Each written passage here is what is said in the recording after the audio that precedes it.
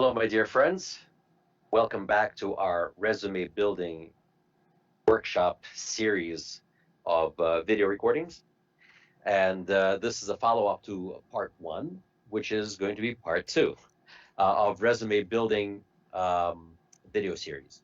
So in my first video that we talked about your contact information, now I'm going to go over, which is something that I probably should have done first. We're going to go over your actual structure of the resume and a few rules about that.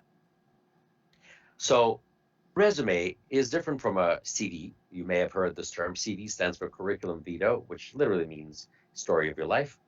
Resume is the almost exact opposite. It's a baby cousin of a CV, on which it's a one-page blurb advertisement about your professional self. An advertisement. It's designed to do one thing and one thing only, and that's to generate a phone call or an email to say that, hey, we're interested to see you. So with that in mind, there's a few rules.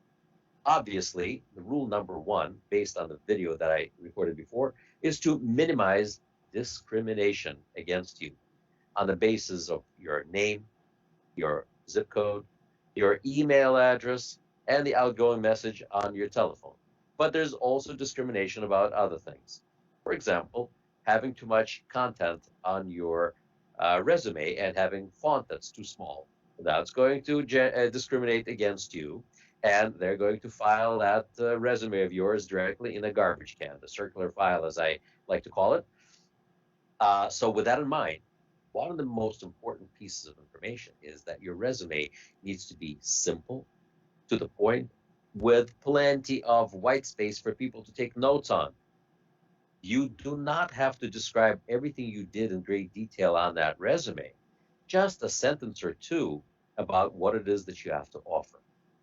Most importantly, each resume needs to be custom tailored to the job that you are applying to in particular, because your resume doesn't necessarily go to a human being first. Your resume oftentimes goes through artificial intelligence engines in the computers, which first receive and pre-screen your resume to see if it's a match to a job that you are applying for.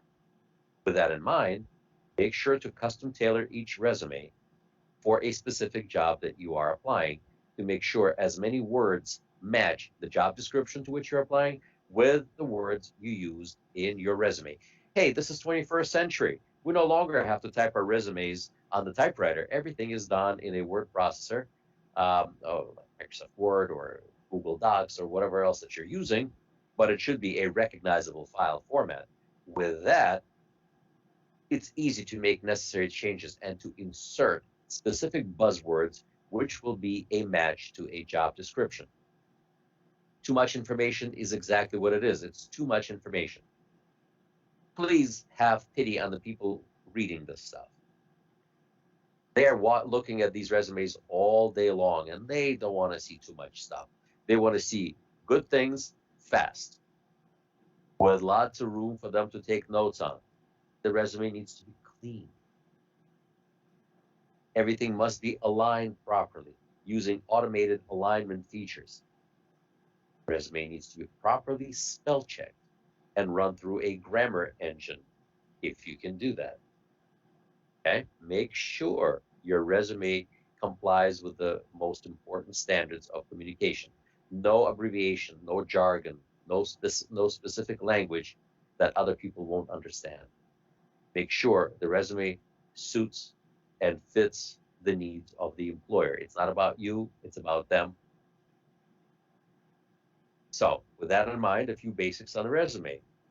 Contact information, we talked about that in the previous video. Please go back to that and watch it again. Your skills that you're bringing to the table, your past work experience, custom tailored so it's pertinent to the job that you're applying to, and your educational experience.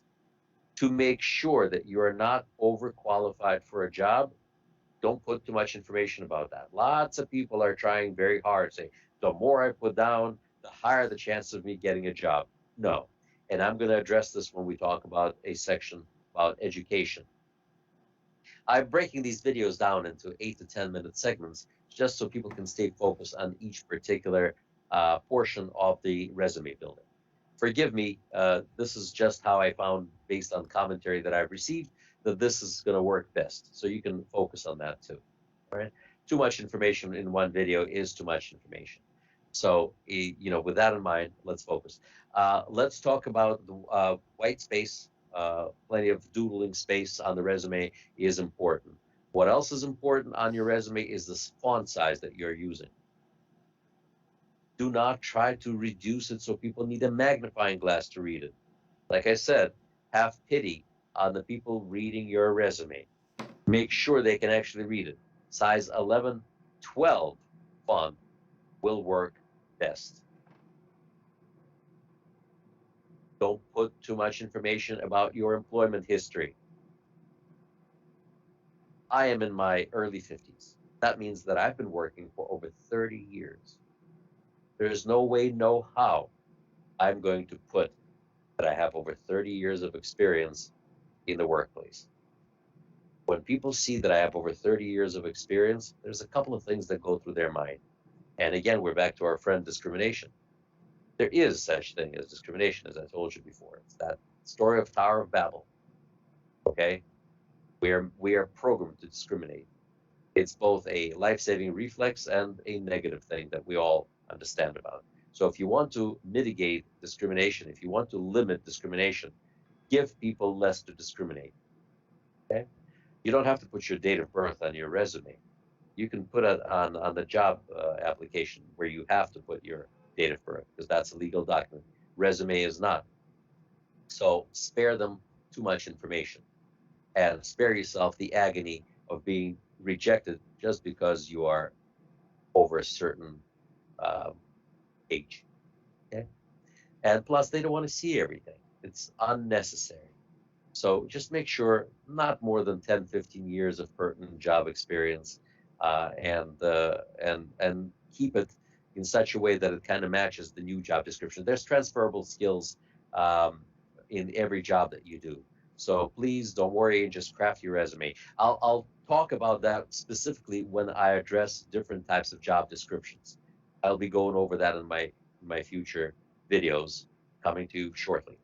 So in this particular case, what do we summarize?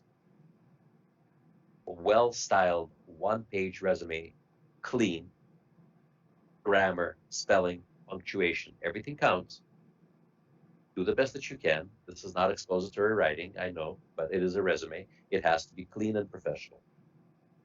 Make sure it's styled in such a way that people have a way to take notes. Regardless of the century that we're living in, regardless of the technology that people have, people still like to print out that resume and take notes while they're talking to you on the phone. Too much information is bad. Too little information is also bad. It has to be just right. Remember the story of Goldilocks and the three bears, right? Oh, this bed is just right. Okay, make sure that your resume is just right. Don't go it alone. Ask, of course, for a professional opinion to help you style your resume. Yeah, I mean, if you don't know how to do it, it's very important to engage people who know what they're doing. Okay, so approach the right people to help you craft the resume, but the resume needs to be your own. You need to know every word on that resume so you're not caught by off guard when people ask you a question about something in your resume. Well, I don't know. No, it's yours. No matter who's helping you, every word belongs to you, and you should be able to stand behind it. You must be able to stand behind it. So, professional grammar, punctuation, spelling, plenty of white space, not too much information, and you're good to go. This is the prerequisite for any resume. Well, see you in my next video, and I'll talk to you soon.